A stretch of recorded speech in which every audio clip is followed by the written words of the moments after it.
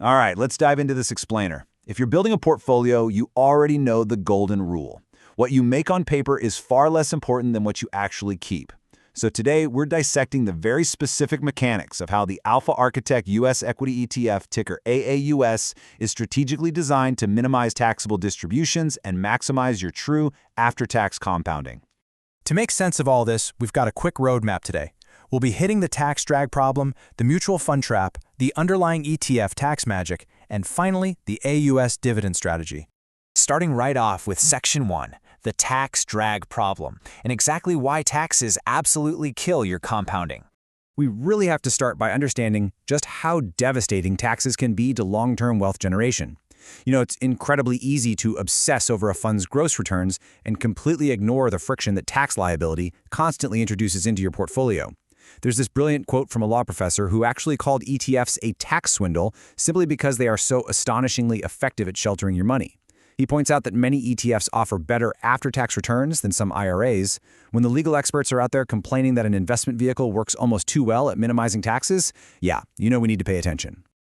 Just think about the massive gap between a 10% and a 6% after-tax compounder over, say, 50 years. Imagine you start with $1 million. That 10% compounder, it rockets up to roughly $117 million. But the 6% compounder, it's dragging way behind at just over $18 million. We're talking about a nearly $100 million difference over a lifetime, literally just evaporating because of tax drag. That right there is the exact gap we are trying to close. Moving on to Section 2, the mutual fund trap, comparing your standard active ABC fund against an active XYZ ETF. Let's translate this into real-world fund structures. Imagine we drop $1 million into two actively managed funds, and they both completely crush it, generating a 10% return for the year. The active mutual fund posts a $100,000 gain, but then bam, they have to distribute a short-term capital gain to you. Assuming a 40% marginal tax rate, your actual after-tax return shrinks down to $60,000. That's just 6%. Meanwhile, the active ETF posts that exact same $100,000 gain, but it defers the tax. Your money stays totally untouched, compounding at the full 10%. The takeaway here is absolutely crucial. Active mutual funds inherently destroy wealth through tax-inefficient rebalancing.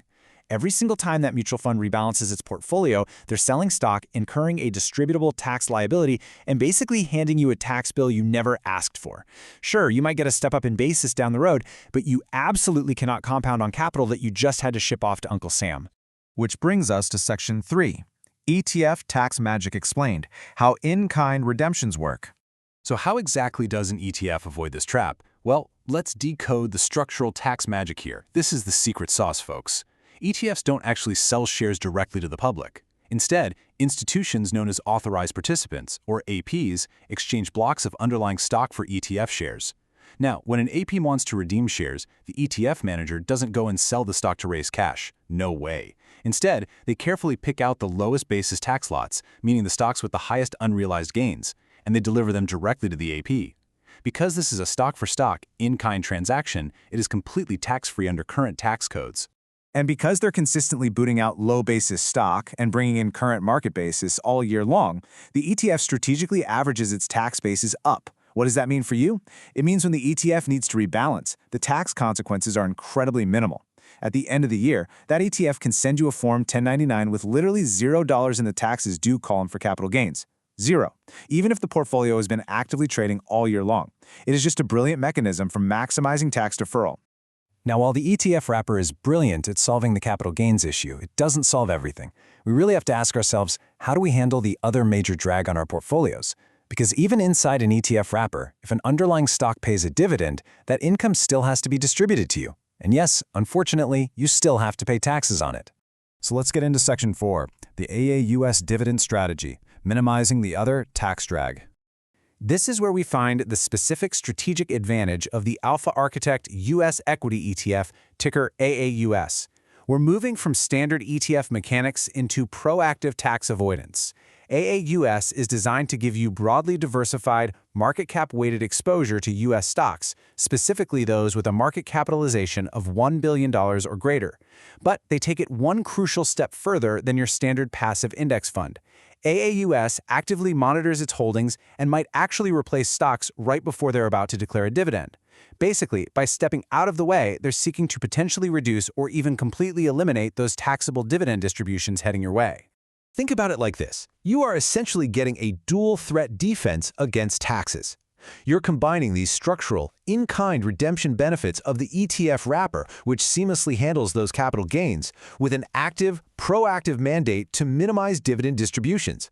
It's taking the baseline tax efficiency of an ETF and turning the dial all the way up to protect your hard-earned capital.